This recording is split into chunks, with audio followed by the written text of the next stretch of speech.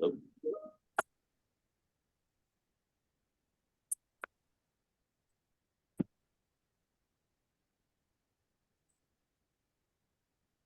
good afternoon, everybody. Oh. Hello. Hi.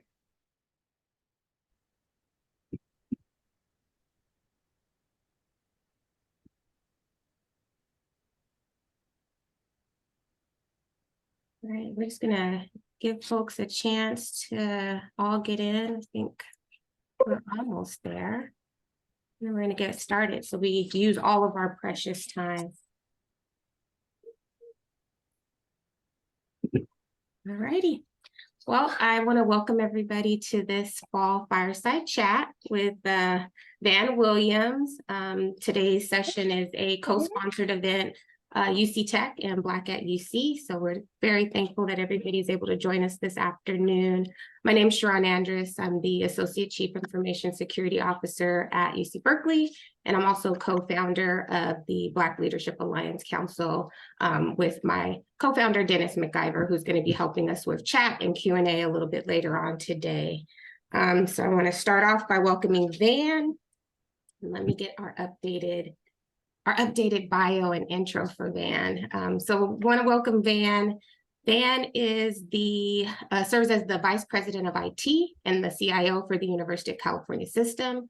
The UC system is a $45 billion with a B dollar enterprise spanning 10 campuses, 6 healthcare systems, and 3 national labs. So welcome, Van. Thanks, Charron. Good to be here. Round of applause. We have 6 questions for Van before we get into Q&A, and hopefully this gives you some insight into who he is, his path to the VP and system-wide CIO, as well as his work on UC Tech and kind of where he envisions that community going. And so the first question we have for you, Van, is can you tell us a little bit about your journey to becoming the VP and CIO of UC? Yep, I'm happy to do it. And maybe we can first talk about what does it actually mean to be the VP and the CIO for the UC system. And I think it's an interesting role because when I took it on 2 years ago, I came into it despite going through the typical UC search process where you have a chance to meet with enough people and talk with enough people where you would feel like you have a really great perspective on what the job is.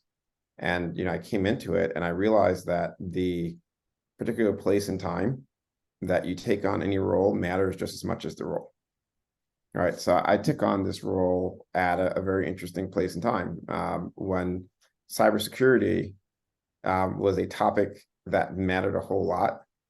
In fact, when I came in, I remember having a conversation with my boss and then talking about the role and about all the things that we wanted to do with it. And, there was like a huge amount of excitement between both of us, all right, because we have this impact on the state of California.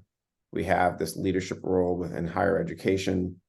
And then we have relationships with not just kind of government at the state level, but also kind of relationship with government at the federal level through all of the different work that we do with agencies. And I thought, man, there has to be a way for us to leverage all of this to create, more opportunity for all, right? To kind of create an even larger impact that we were having with the UC. And then I think I met with the president maybe day 2 or 3 in the job. And we started talking about, all these opportunities. And he said, Van, hold on a second. All right, let me frame up your priorities for you. And he said, priority number 1 was cybersecurity. Priority number 2 was cybersecurity. And then you all could guess what priority number 3 was.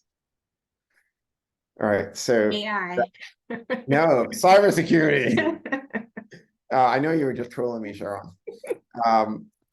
But that was the moment that we were in because we had just kind of come in post Accellion, post a couple other incidents that we had going on.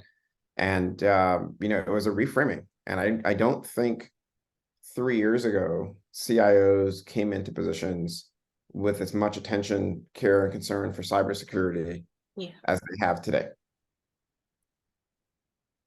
a semester ago, a little bit more than a semester ago, we had this little thing that got launched called ChatGPT.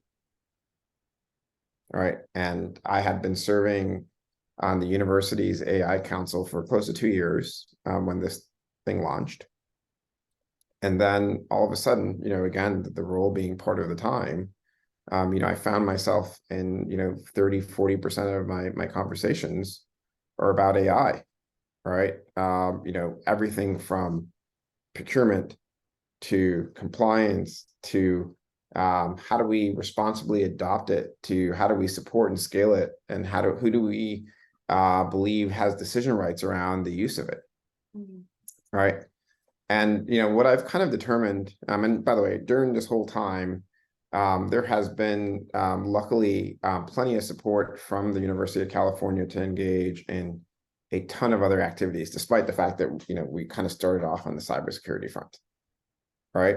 But what I've determined is that this particular role, there isn't really a set thing as to what the UC CIO or vice president of IT does. And part of the reason why there's nothing that's said about it is that if you look at tech, everything is tech now. All right, Dennis and I were talking about work that was diversity work before things started. And we talked about kind of the importance of data analytics and all the tools that you need to do in order to kind of support that work. A number of years ago, I was at a conference at UC Berkeley. It was, I think, UC Tech 2018. And I was on a panel session, and we were talking about, what does tech mean then? And I made the comment that a number of years before, if you had a taxi company start, right, and you kind of put some tech with it, it was just a taxi company, right? And at the time, all of a sudden, it's a tech company, it's Uber, right? Or if you just start to kind of like to scale sharing out your homes, right? It's not a tech company, right? You're kind of doing some type of bed and breakfast, but now it's kind of Airbnb, and everything in the entire world has become tech. And so that means when everything in the world is tech, what is your role? Well, you're really kind of serving as a facilitator, right? Because you're trying to bring a lot of groups of people together to kind of talk about what the role is of the mission and figuring out how do you kind of align and use tech to support it. And then you also serve in some cases as a forcing function, where you need people to make a decision to move forward on it. Sometimes that's a policing forcing function. Sometimes it's a moral conscious forcing function. All right. Something as simple as, should you extend Experion support for all the people who got impacted by the Excellion incident? All right. We have to have a decision on that. So anyway, that's what the role is today. It's pretty broad ranging across whatever we all kind of look at and think about as tech. We also kind of should probably say, how did I get here? I have no idea. I really don't. It's kind of been that long, crazy journey. I think professionally, I started getting into this work more as an entrepreneur who happened to be doing tech stuff to survive, to pay my bills, to get through school. And, I needed a job after kind of, tech hit one of its, boom and bust. It was the bust part of the cycle, and I needed to get a job. And so I got a job in higher ed. And I spent 18 years there, really doing just about everything that you can imagine that a tech person could do. System administration, lots and lots of software engineering, programming, database management, web server management, ERPs. I mean, you name it.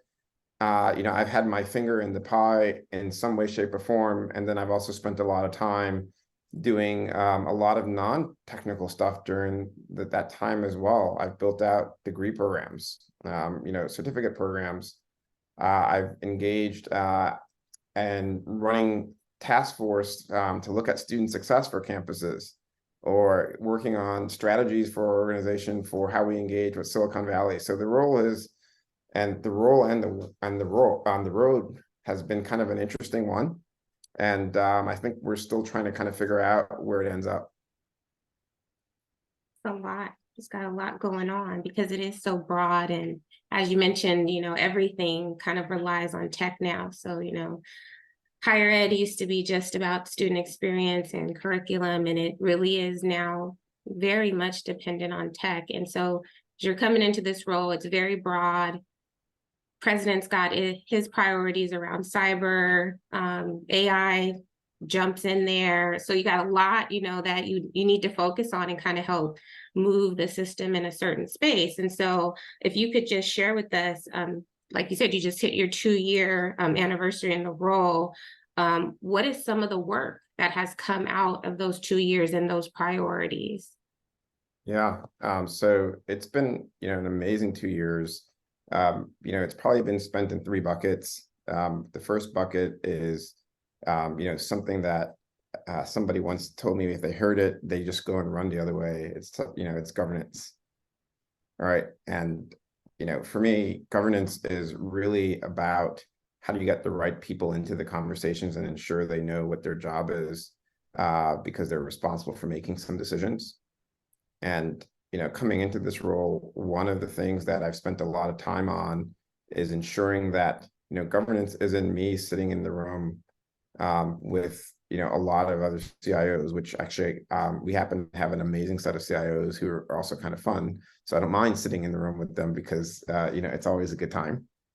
But governance is more than that. Governance is, getting a group of chancellors who've probably not been engaged a lot in IT conversations much during their time for their career, to recognize that actually it's really important for us to talk about, these things that really are instrumental to moving the university forward. And so, I've spent a lot of time getting them engaged in a whole lot of forms. Some of it's cybersecurity, some of it is policy work, some of it is just, broader digital risk management. It's also going out there and recognizing that tech is really kind of a foundational part of strategy, and the other foundation for it is the money, right? So it's actually engaging with our CFOs a lot more, right, to making sure that they're kind of engaged and that we're working hand in hand to be able to, whatever we can kind of dream up and think about, right, that we support our ability to not just kind of fund the creation of it, but to sustain it, right? Because that's really an important part of risk management as well. It's about trying to kind of figure out how we can support our academic enterprise, that's both research and the teaching and learning components for that at scale, right? Mm-hmm. So really understanding, what our provost's goals are, what their missions are, and how do we kind of drive those things forward if we have a goal of being able to support inter-campus research. How do you do that without some type of shared infrastructure for research computing, right? Or research storage, or, dare I say it, cybersecurity for research, right? And really everything in the academic space, ties very deeply to that. So, governance is a big part, bringing all of these players into the room and making sure that we're kind of engaged. The other part of this is kind of strategy articulation, and strategy, a big part of strategy is, both saying what are the things that we should be focused on, as well as the things that we shouldn't be focused on. And so for any of you that are here who are part of a campus that is a very heavily federated campus, all right, IT strategy is really hard because there's a lot of things that one should never do centrally, because of the fact that it's never going to be able to be done as well as if it was being done at the edge, right? And it's, again, this is not just from the UC system perspective, but, imagine that you're in a business school like, say, Anderson or say Haas, right? The way that you support and deliver work in a classroom, right, is probably going to be very different. The way that, the central IT group might be supporting delivering a 300-person lecture in biology, right?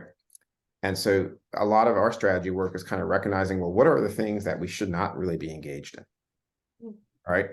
And then going through the process of saying, okay, well, now that we know that, what are the things that we should be engaged in that will move the mission of the University of California forward in a meaningful way, right? So that means talking to all of the different leadership that we kind of have to really understand, well, what is it that the president wants to do to move us forward?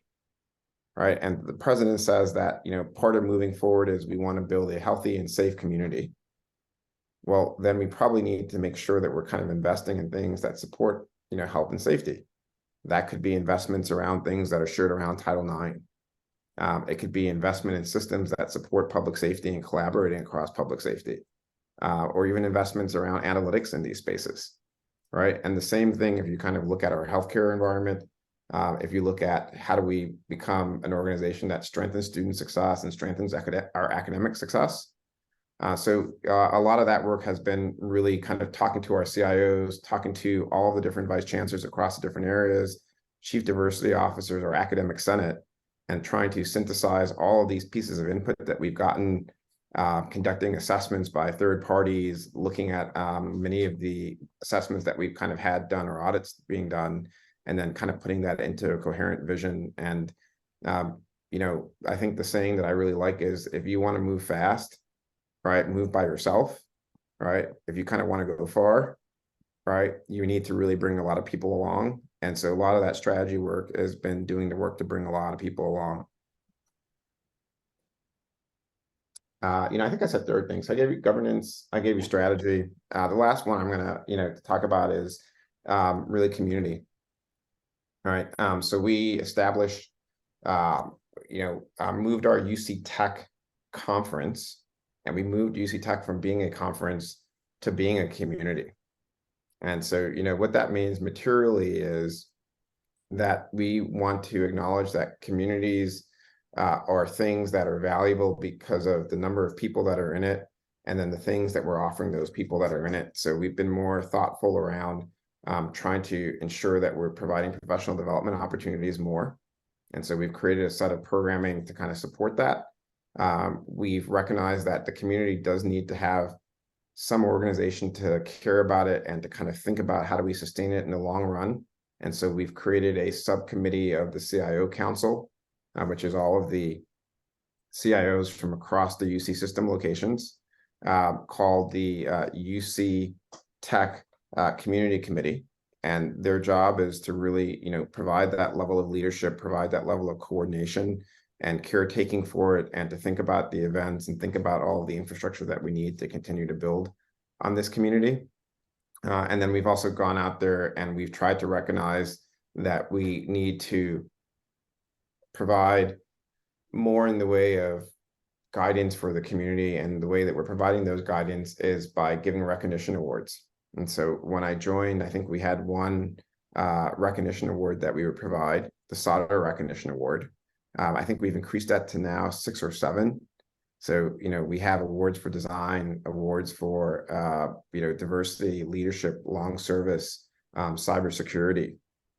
All right. And we're trying to bring more and more folks into the community by recognizing, really kind of different aspects of our community, and that it's not just one thing. We're not only just about innovation, but we're about a whole lot more. Yeah, definitely. And I think, to your last point about community, that really feeds into the first two, because I think sometimes where strategy and governance and that coalescing of voices, where we kind of go wrong sometimes is that we forget about the staff, about the UC Tech community, really, and their voices and how much knowledge and insights they actually bring to the process. And so it's really good to hear that that's one of the 3 things that you've really been focused on in the last 2 years. I want to talk a little bit more about UC Tech and kind of your focus on growing that community. When I first got involved with UC Tech, I first of all was surprised that it existed. Didn't know anything about it, had been working for the UC for a couple years, and just happened to get invited to the Davis UC Tech conference long before the pandemic, and then found out about the Slack channel and the LinkedIn page. But one of the things that always jumped out at me is that I know a lot of BLAC and people of color who work in the UC in tech roles or tech supporting roles, and none of them seem to know about it either. And so I was hoping you could share with us kind of your plans to really grow, those groups that are not as well represented in these spaces, and particularly in this community space, women, Black people, people of color, our LGBTQIA+ family.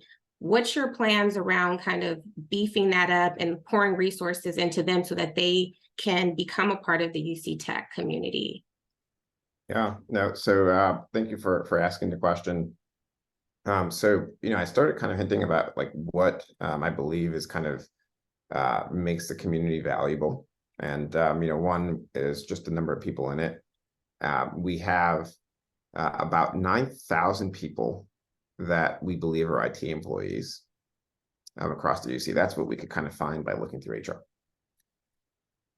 My guess is that the number of people that we want or think about as being part of the UC Tech community is closer to 40,000. Right. So these 9,000 people that we have, probably a lot of the folks that are on the call right now are folks that are in central IT units. And when you start to kind of think about the breadth of the community, I think it's really kind of helpful to think about the fact that we have people that are in science colleges that are in IT, and we want them really actively participating in it. I think it's helpful to kind of think about the IT folks that are embedded in, individual HR departments or, other kind of financial departments that are IT folks. Sometimes they're IT folks of one, right? That we want to be able to kind of have participate and engage in. And then I think it's helpful to kind of look for the non-IT people who really are kind of doing IT work as well. So the tech folks. So, we can then go and take a look at the folks in the finance department that are doing advanced financial analytics with Excel, right? Or the communications manager in a marketing group who's building out a website and, doing what looks very likely like computer programming, right? Even if it's only HTML, JS, JavaScript, and CSS, right? We want all of those folks to kind of come and be engaged and be part of our community. And then I think the other part of the community that's really overlooked, we have about 250,000 employees. Well, it turns out I think we have about 250,000 students as well. And a lot of those students work in IT departments. Even when they don't work in IT departments, they're doing tech support in these business units as well. So, the first part around, the value is, we want to make sure that we're kind of open and inclusive to everybody. Right. The second part around it is, going from open and inclusive to being segmented. Right. It turns out that being intersectional by itself has value. Like, Charron, you're a part of the women in tech community, right? You're a part of the cybersecurity ITPS, right? You're part of UC Tech. You're part of the One IT at Berkeley, right? And what we haven't done with UC Tech is acknowledged how powerful being intersectional is. And I believe one way that we can kind of grow it is by looking for these different segments where there are active communities and trying to kind of engage. So part of the reason why you and I are talking right now, why you and I and Dennis have been planning this, is because you both have been phenomenally successful at kind of creating this very vibrant, BLAC at UC community. Right. And we want to be able to kind of tap into that entire community and say, hey, you are also UC Tech. Right. But we need to do that for our Black community. We need to do it for our Latinx community. We need to do it for our LGBTQ community. Right. We need to kind of look at all of these points of intersections, our VATs, right, and figure out how do we create content, how do we create programming for them, right, and to help them to understand that they belong. We need to reach out to our researchers, right, and bring them in. So, the other part, for the value is that kind of like growth. And then if you kind of do the growth, you kind of do the segmentation and intersectionality, then the question is like, okay, well, what are you offering them? Right. And what we're offering is, three things, right? The first one is knowledge, right? Turns out that, talking to people who are smart can help you get your job done. Sometimes it's just them directing you to resources. Sometimes they're giving you tips and tricks, right? And we want to really facilitate that because we know that that's really important. All right. The other one is just visibility, right? That is the ability to kind of to see things that you wouldn't normally get a chance to see, right? And to be seen by people that you wouldn't normally get the chance to be seen by, right? And you get that through engaging in these channels, by participating in events, by showing up at sessions like these, right? And then, finally, the last one is career support, right? If you have knowledge and you have visibility into things, you should be able to go out there and to say, hey, you know what? I want that job. I know who the people are. I have some resources available to me to get the skills to be able to get that job. And so now we've kind of made it a little bit easier, right? We've reduced some of those barriers, reduced some of the frictions to engage. And then my last thing that I'll say just in terms of the value for this UC community is when I came into Santa Cruz, I think there was, and I know I have some Santa Cruzians on here, so somebody's going to keep me honest, but I want to say I think there was like 2 other Black people in the community, right? I think like one other Black dude. And man, you know, it is really, really hard, right, to feel like you belong when, you know, there aren't really a lot of other folks that are there that look like you. Right. And, you know, it manifested itself in a lot of different ways. Like one way I would walk across the campus and I was probably one of the few VCs that was instantly recognizable. Right. And it wasn't because of my stunning good looks. No. Right. And I didn't realize that we had this UC Tech community where if I thought of myself as being part of this larger community, well, then I would have had a ton of brothers and sisters at UC Berkeley, at UCLA, you know, all over the place that would have served as resources, as points of views to kind of connect with, to be able to talk about a shared experience, right? And that would have increased my belongingness. And, you know, my concern, my fear here is how many people do we have from, you know, so many different, you know, communities that are coming into our campuses, right, that don't know that there actually are folks that look like them, right, that have similar backgrounds to them, and then they don't feel like they belong and they don't stay, right? So my hope here, and this is kind of, you know, not selfish on Van's part, it's actually just on behalf of the UC, right, is that we can get people that are really, you know, incredibly talented to stay just by giving them some greater connection points and to kind of help them feel like they belong. Yeah, absolutely. I love the idea of expanding and growing the community.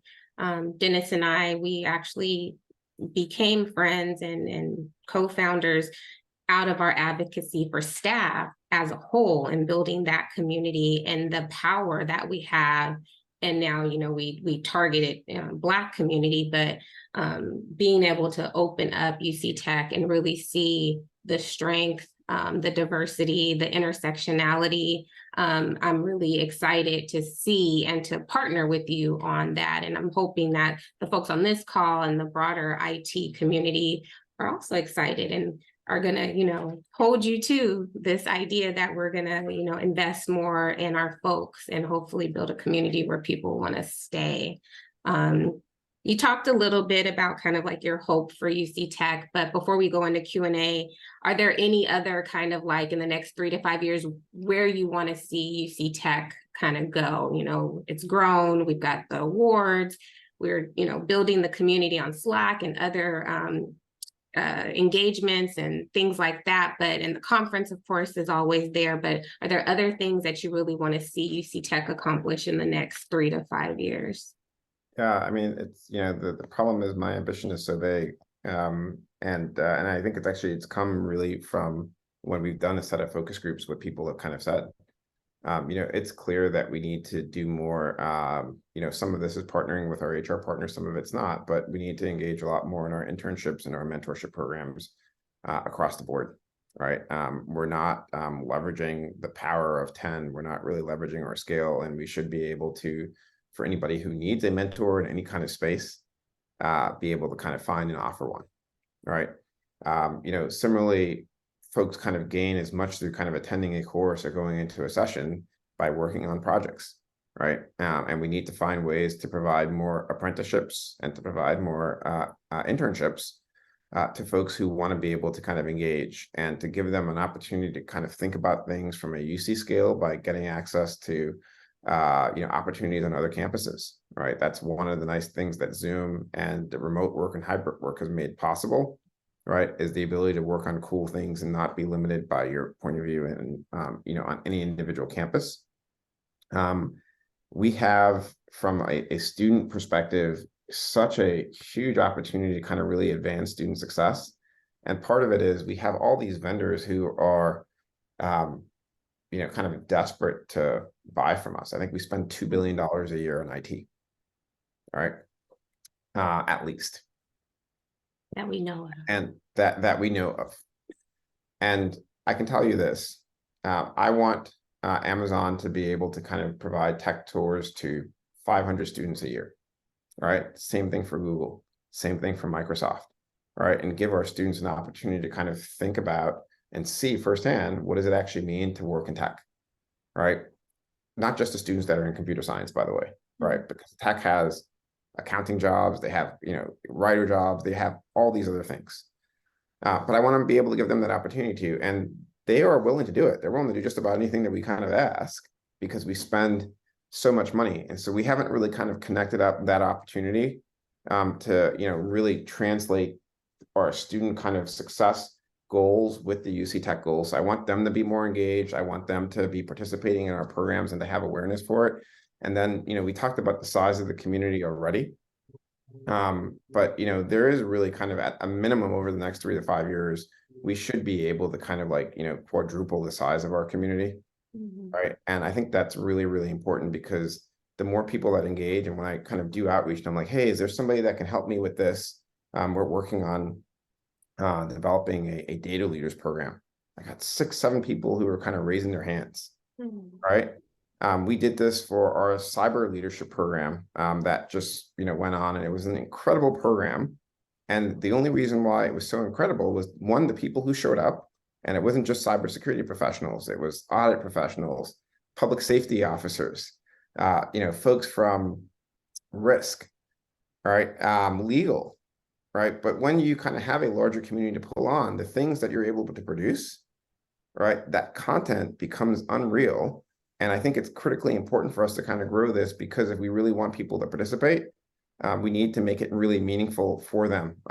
Dennis and I, again, we were chatting beforehand, in the equity diversity space. And I said, well, what if we went out there and we created a half-day forum on, data analytics for diversity officers, right? Where folks can come in, they can learn about the latest data sets, they can see some of the tools that people are using to slice and dice it. They can kind of learn about the latest studies that are happening for it. And, it is such a perfect marriage, right, of tech and diversity, right? But, there's no reason why we couldn't go out there and find ways to combine that with a ton of other spaces. If we were looking at design and data analytics, right? If we were looking at cybersecurity and data, and, I'm mixing and matching here, kind of partly tongue in cheek, but we only get that by having a broad, deep, rich community. And I think that has to be part of the future. Absolutely. It's exciting. I get excited whenever we talk about this. And I'm all here. Anything that involves staff and kind of growing community.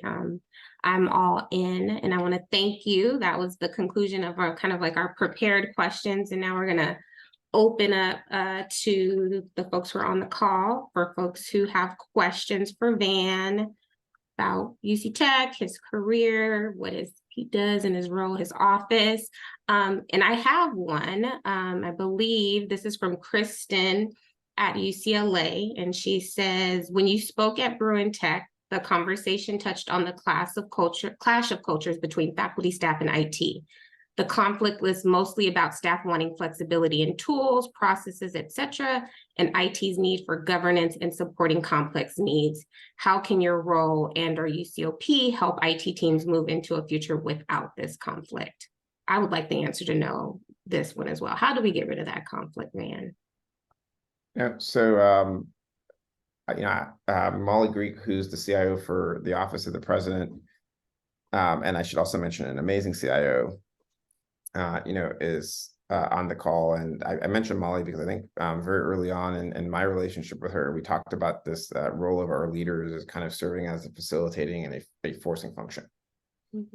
Right. And I think that, getting rid of the conflict isn't the goal. Right. The goal really is, how do we kind of work productively to kind of achieve an outcome that we need to have. Right. And sometimes our role, in the Office of the President, and my role, as the Vice President, is to really kind of facilitate that conflict. right? It means when our faculty are up in arms because we have multiple financial implementation systems going on that they're really unhappy about, right? Sometimes it's just sitting there and saying, great, we're going to talk about this, or we need to get different folks into the rooms that maybe they're financial officers or maybe they're IT teams, right? To kind of hear the conflict out and to make sure that it's not being ignored, right? Because I think where things go awry is when folks aren't heard. You know, it turns out that they do the very common sense thing. They scream louder and louder and louder, right? Yeah. I think the other one is kind of a forcing function as well.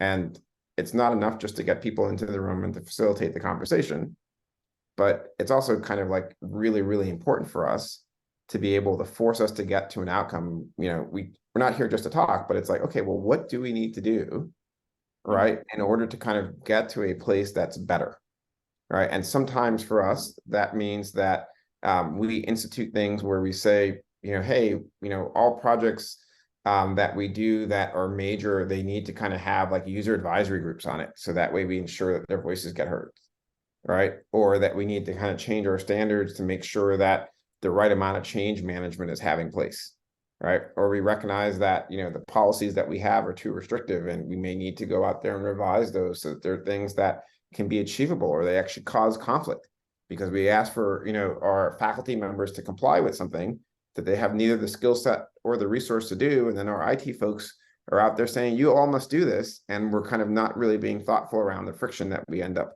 going out there and creating. Right. I'm going to add Dennis to our folks who are pinned, and he's going to ask you a couple more questions that have come through the chat.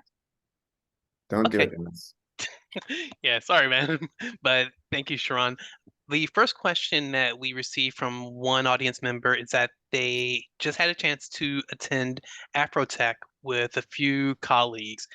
And the question is, how important is it to attend these types of conferences and represent the UC Tech community?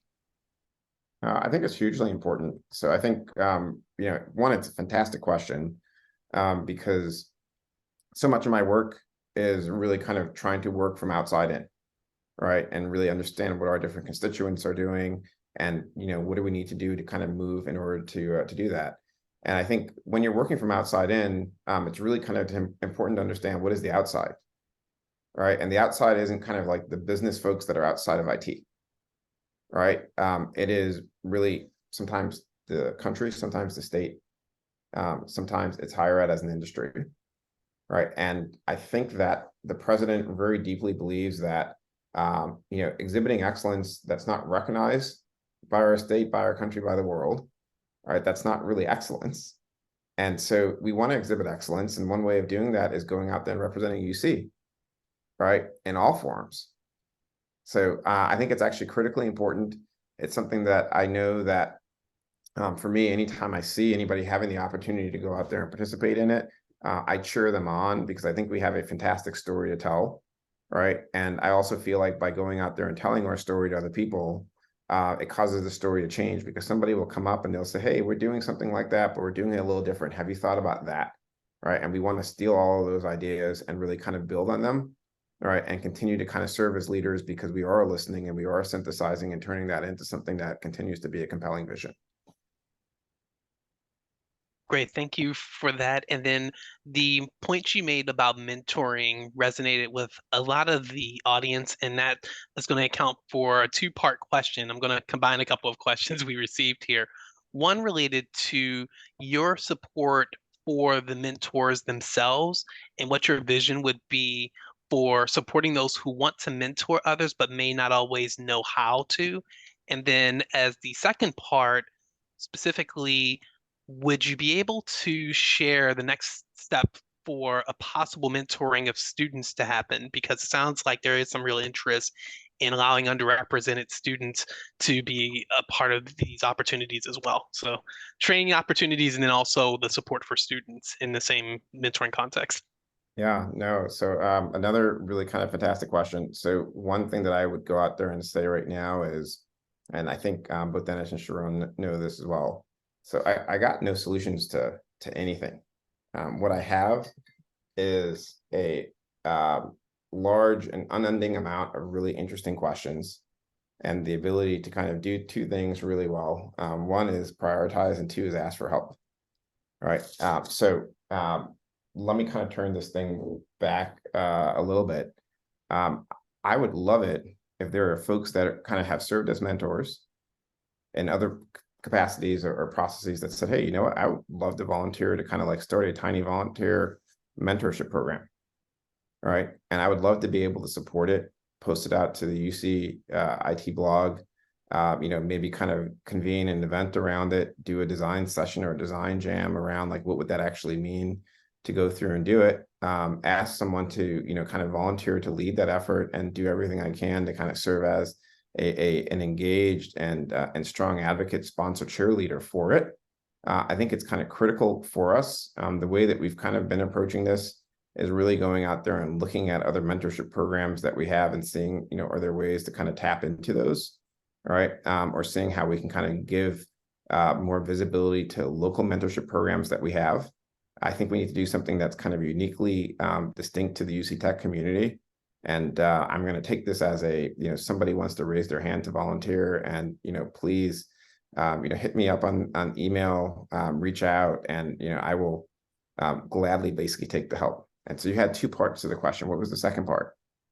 And thanks for the first answer. The second part related to making mentoring as a resource more available to our students, and specifically as it related to even the underrepresented students. Yeah, so I think the path to do that is working kind of with our community council and getting them engaged with a lot of our ethnic resource centers, right, who are really kind of doing a ton of work right now, and they're the kind of great connectors. And if we were able to go to that group and say, hey, you know what, we have a group of 30, 40 people across our different campuses who want to serve as mentors for students. All right. Can you all kind of help us do some outreach? For sure, they'd be able to go out there and engage and to find students for it. All right. And, I believe that the leaders that we kind of have there in our career centers are kind of like an untapped path for us to be able to get engaged. And to be honest, I also kind of believe our admissions officers are really untapped paths as well. There's, kind of no better time to help people to become aware than when they've been accepted and they're kind of processing, or even when they're thinking about being accepted, and to recognize that, hey, the University of California has this UC Tech student resource, right? That's not like anything that we've seen in any other place. And why not go out there and sell it? And why not use admissions to help sell it as well? Great, thank you for that. And one thing I would add to just put in on my hat from the Council of UC Staff Assemblies is the whole issue of mentoring is something that even in discussions about employee retention that's come up a lot. And this point was made in chat, but a number of the different campuses and locations in UC do have these sorts of programs. And so I do think this is one of those bigger conversations that's out there presently. I have another question that did come through, and it was just related to studies that may relate to career trajectory by demographic. And so specifically, would you have any awareness of any sort of longitudinal studies of career trajectory that have taken place when it comes to how the professionals move when they join the university? This feels like one that might be better suited for HR, but I did want to kind of ask if you have any awareness. None. But when I came in and I joined, I was assigned a big buddy, and my big buddy happened to be our chief human resource officer. And I love nothing more than sending her texts at all hours of the day, asking her questions like these. So I will do so. And I'm sure she's somewhere fabulous saying, Van, why are you bothering me with this text right now? All right, fair enough. So I actually have a question I want to pause on for 1 second, because based off of our conversation earlier, but I wanted to take a moment to ask, is there one question that you wish you were asked? Dennis, thank you for asking me the hard questions, man. That's a really good one.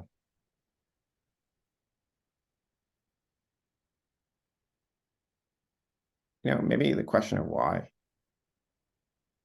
All right, like why are you doing this? Okay, why are you doing this? Well, in this particular moment, the reason why we're kind of doing this event is because, I do believe that we need to kind of create a richer, more diverse, more vibrant, more open, more inclusive community. And we had to start somewhere. right? There were a ton of things that we could do. And I think the first thing that we thought was, hey, let's have a conversation. Let's invite, folks into it. Let's see if we can kind of create some awareness of it and see if anybody is, really inspired enough to raise their hand to say that they want to lean in to kind of support some level of engagement. Right. And I would say that doing the job, on the other hand, like, why am I doing this particular work, is that one, I really get a kick out of solving big problems. And we got a lot of big problems to solve. Right. And then two, I really kind of love working on things that I feel like will meaningfully impact, many, many people's lives. And I don't actually know that there's a role in higher ed anyway that is as impactful as the role that I have right now. And man, is it hard. But at the same point in time, like, I'm so motivated because I know that, whenever we do something, no matter how long it takes, you're impacting 250,000 people, right? Just kind of from a first order effect. And then when I look at my colleagues at the Cal State system and at the California community colleges who are looking at us, right, or at the Ivy Plus, who are like, well, hey, what are the UC kind of doing? Right, that's a huge amount of impact that we have on society, and I love being a part of that. I love being able to kind of support folks that want to kind of tackle those big problems and to kind of like help partner on solving those things. Thank you for adding that, and I appreciated your point even in terms of liking being having opportunity to solve big problems, because that dovetails with another question that we also received, and that is, are there any big problems that you envision on the landscape of the UC over the next 5 to 10 years? Yeah, unfortunately, research and support for research is a huge one. And, I don't want to kind of like, make it about cybersecurity. But I do think it's kind of like, an existential threat for us, because we have so many different regulations, so many different constraints being put in by our funding agencies. And we got 10% of all the federal dollars in research comes to the University of California. Right. And as a university, we're kind of woefully not ready to be able to kind of support the research that we have. And my fear here is if we don't do something about it, the amount of dollars that we actually get is going to be at risk. I think that we also kind of have this, large challenge, and I'll kind of speak out of turn a little bit. I've heard, people say that the University of California is the University of California, which means that it's for California. I don't actually believe that that's true. I think California is an important constituent, but I think that we are, kind of really a national place. We're a global place, right? And we need to kind of own that. To play on that stage. And I think that that's a really big opportunity for us. I think we're kind of at a tension point because we tend to like be kind of moving towards a lot of anti-global sentimentism right now. But, we kind of have some of the best thinkers, the best minds, especially in the spaces of social justice. And if we're not playing that in the national stage in a meaningful way, I think we're kind of missing the opportunity to kind of really impact society in a meaningful way right now. And then, I think finally we have this kind of, issue of both this kind of enrollment cliff that we have going on, right, as well as this, anti-higher ed, anti-intellectual sentiment that's kind of flowing through society, right? And, the truth is that we don't really function as a society without higher ed, and it's not because of the fact that we kind of like are a job factory. Right. I think it's because we kind of are a critical thinking factory. Right. And I think we need to kind of be doing a lot more to engage with it. And I think part of it is because, really we are facing a point in time where, we have healthcare, enrollments and federal state dollars that kind of drive us. Right. And research. Right. Well, if our research dollars are a threat, all right, our state dollars tend to basically be dependent upon, which governor is actually in power and what their kind of attitude is towards the government. And then our enrollment dollars basically are kind of at threat. All right, we got a lot of challenges, and I think that we have to kind of really more fully engage with society in order to kind of, deal with those. And I think one part of that is actually coming out there and showing that the university is a lot more than, just this kind of, intellectual place. And I think places like us, our UC Tech community, that's a place for us to kind of engage with society, right? It's a place for us to kind of go out there and not just work with our student employees, but to, bring in undergraduate students, or sorry, pre-undergraduate students at the high school level and give them opportunities to kind of tour what it means to be part of the university, what it means to work, what it means to be able to have access to skill sets. It's an opportunity for us to kind of serve as a platform, community service and engagement in the local community, right? And, I think we're kind of a part of the solution if we can kind of think big enough. And thank you for that. And the point you mentioned there about students pairs really well with what will be the last question in consideration of time. And one participant in the audience wanted to thank you for all of the mention that you made when it came to providing support for underrepresented students, but did also make the point that many of these students face a number of financial circumstances before they even set foot on campus that can impact their ability to take advantage to this. And so the question was, can you provide any insights from a UC perspective on terms of measures that are being taken to help address those sort of challenges? And specifically those who might be navigating those delicate sort of financial challenges before even setting foot on campus. Yeah, so I will say this. I think we have a lot of work and energy invested in supporting a lot of our underrepresented communities. And I think you all kind of see it just based upon the fact that we kind of have HSI grants going across the board. We got dedicated state funding to support many of our Pell Grant eligible students that we know that are financially challenged. I think in the healthcare space, we have a program to kind of promote more underrepresented groups coming into becoming healthcare professionals. So we have a lot of these things that that exist. I think there can always be more. I think the other part is that what are we doing as a community to kind of support it? And right now, I don't think we're doing enough. Right. And I had a faculty member at Berkeley that I was having lunch with, who told me that he had a few friends that would get together and they would allow startups to come and pitch to them. And the startups would pay them money to kind of spend get 15 minutes each to pitch an idea. And they would use the money and they would kind of donate it to scholarships. All right. And I thought, wow, what a wonderful idea. Right. What if our chief data officers did it? What if our chief information security officers did it? Heck, what if our CIOs went out there and did it? All right. And, what if we were able to go out there and kind of donate, tens of thousands, hundreds of thousands of dollars a year towards kind of scholarship just on behalf of our UC Tech community, right? To supporting, all of these different students who kind of need that support, right? What if you were able to go out there and bundle that up, not just with scholarship money, but, with mentorships opportunities, right? To allow students to, kind of have it and then give them tech tours as part of it. All right. Does that make a difference? And I feel like the answer has to be yes. So there is a lot more that we can do. I think, right now there is no shortage of problems. I think what the shortage of is the amount of people who are willing to raise their hand and say, hey, I want to lean in and help with the design, help kind of with the program management and to kind of build these things out. And I think that's really kind of, my biggest goal right now is to get more people to kind of lean in and to engage and be part of the problem, because, it's really not me that's the answer. It's you that's the answer. Right. And we just need a lot more of you leaning in.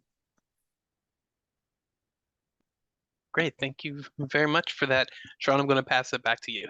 Yeah, just want to wrap this up and say thank you, Van, for spending this hour with us and sharing your role, what you're doing, what you've been doing, and your focus for UC Tech. And I want to thank everybody who joined us. We will have the recording available probably in the next week or maybe in the beginning of next week for anyone who wants to revisit it or who was not able to attend. And I do want to encourage y'all to make sure you're joining the UC Tech Slack, the LinkedIn page, sharing it with your colleagues, your coworkers, folks you're engaging with outside of, your department and who are in IT.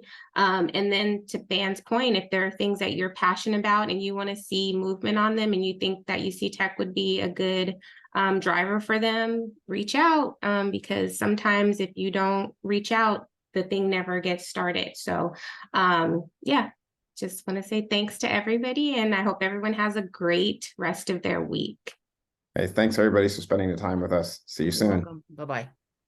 Thank you. Thank you. I'm going to stop the recording. You.